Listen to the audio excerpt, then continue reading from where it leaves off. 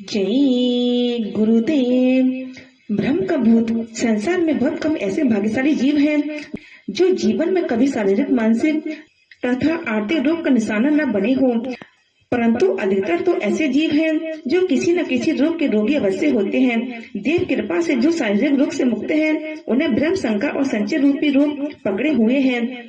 शारीरिक रोग का रोगी तो डॉक्टर, हकीम और वैद्यों से दवा लेकर रोग से मुक्त भी हो जाता है, परंतु भ्रम और संचय का रोगी तो तर्क वितर्क में भाई भाई पर एड़ियां रगड़कर पागल कुत्ते की तरह चिल्लाकर इधर उधर बेहोशी में दौड़कर मर जाता है। इन असाध्य रोगों की दवा साधारण डॉक्टर और वैद्यों के पास मिलना भी असंभव है, और इन रोगों का रोगी आसानी से अपनी दवा भी नहीं कराना चाहता। ईश्वर न करे कि भ्रम रूपी भूत किसी पर सवार हो या शंका और संचय रूपी डायन किसी को पकड़े, क्योंकि इन दुष्टों से मनुष्य को छुटकारा पाना असंभव हो जाता है।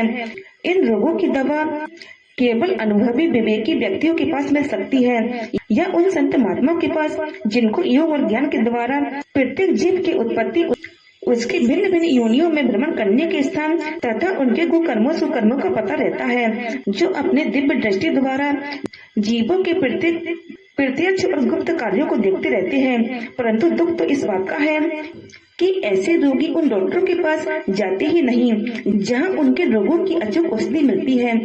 वह तो अपने ही सरीखे ब्रह्मग्रस्त अज्ञानी व्यक्तियों के पास जाते हैं और तर्क द्वारा रोग की दवा कराना चाहते हैं। यद्यपि वह जानते हैं डालडा से बनी मिष्ठान बेचने वाले की दुकान पर शुद्ध घी की बनी मिठाइयाँ नहीं मिल सकती हैं। ऐसे रोगी भारतवर्ष में अधिक पाए जाते हैं। हाँ, 10-5 ऐसे भी भाग्यवान रोगी हैं जो इन रोगों से मुक्त हुए, किंतु रोगी के अनुभव से लाभ उठाकर संत महात्मा के दरबार में पहुंच जाते हैं और निष्कपट होकर अपने भ्रम और संचय रूपी रोग का इतिहास उन्हें बतलाकर उनसे दवा मांगते हैं। ऐसे रोगी उन महात्मा के नेत्रों से निकले हुए तेज रूपी मेहर की किरणों को अपने मन में प्रवेश कराकर अथवा सत्संग रूपी मिक्सचर को पीकर थोड़े ही समय में निरोग और स्वस्थ हो जाते हैं, क्योंकि भ्रम और संशय रूपी रोग की दवा न वेद शास्त्रों में मिल सकती है और न जंगलों झाड़ियों में। इसकी दवा तो उन्हीं के पास है।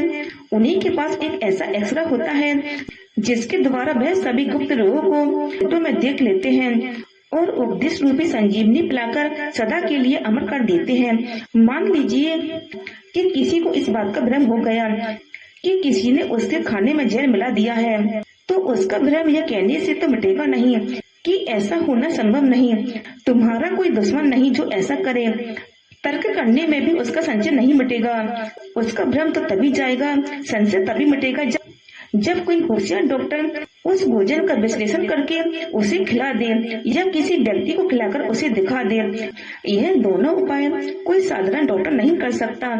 यह तो वही कर सकता है जिसे ठीक ठीक विश्लेषण करने का ढंग मालूम हो, या जिसे इस बात का पूर्ण विश्वास हो कि यह उस व्यक्ति को मरने से बचा लेगा जिसे परीक्षा के लिए भोजन खिलाया जाए, क्योंकि यदि उस भोजन में सचमुच जहर मिला हो तो उसे खाने वाला व्यक्ति अवश्य मर जाएगा। महात्माओं के पास विश्लेषण करने वाली मशीन भी होती है और सत्संग रूपी जड़ी भी, जिसे पिलाकर वह रोगी को निरोग कर देते हैं। मुझे एक ऐसी सच्ची घटना की जानकारी है जिसे जानकर आप आश्चर्य करेंगे।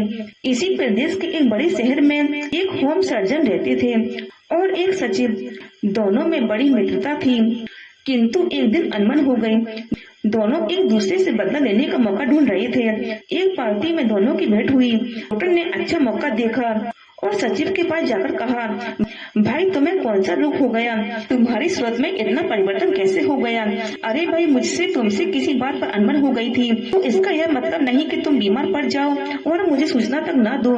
सचिव को भ्रम हो गया कि हो न हो मुझे कोई रोग अवश्य है, नहीं तो इतनी सहानुभूति प्रदर्शित कर वह डॉक्टर ऐसे रोग के बारे में क्यों कहता। यह भ्रम उसके मस्तिष्क में ऐसा घर कर गया कि वह धीरे धीरे चिंता के कारण चारपाई पर पड़ गया। दूसरे डॉक्टर वेद या मित्र का समझाते कि उसे कोई रोग नहीं है, तो वह समझता कि सूक्ष्म रोग तो चतुर और अनुभवी डॉक्टर ही बता सकता है। ये लोग समझ नहीं पा रहे हैं। परिणाम इस भ्रम का यह हुआ कि वह कुछ समय तक इसी प्रकार रोगी बना रहा और इस असार संसार से एक दिन विदा हो गया। भ्रम इतना घोर अनर्थ कर सकता है। प्रेमियों, आप सदा इस भ्रम और शंका रूपी जबरदस्त भूतों से बचते रहने का प्रयत्न कीजिए। और यदि किसी समय किसी प्रकार यह भूत आपका साथ न छोड़े तो तुरंत किसी अनुभवी डॉक्टर के पास, जो मानसिक विकारों की दवा कर सकता हो, उसके चरणों में आदर सहित बैठकर निष्कपट होकर अपने रोग की औषधि सेवन करके शीघ्र निरोग और स्वस्थ हो जाइए। आप इसे कठिन न समझे। ब्रह्म और संचय रूपी रोग तो विश्वास और अभ्यास के अनुभव से ही जा सकता है, और यह 1 मिनट में भी हो सकता है। हाँ, जिसकी बीमारी ज्यादा भारी होती है उसे निरोग होने में कुछ समय लगता है, पर जिसका रोग हल्का है, जिसमें चेतन शक्ति और बुद्धि तथा विवेक थोड़ा भी अंकुर रहता है, उसके भ्रम और शंका को जलाने के लिए उपदेश रूपी एक चिंगारी भी काफी होती है। इसलिए तर्क और बहस रूपी तूफान में जीवन रूपी नौका को डालकर उसके थपेड़ों से इसको चकनाचूर न कीजिए।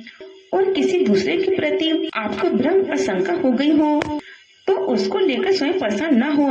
उस संबंध में अन्य लोगों से न पूछकर उस संबंध में स्वयं उस व्यक्ति के पास जाइए।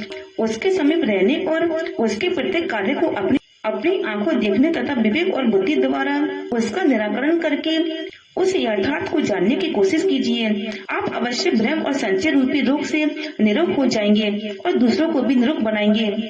यही उस रोग की अचूक औषधि है। जय गुरुदेव।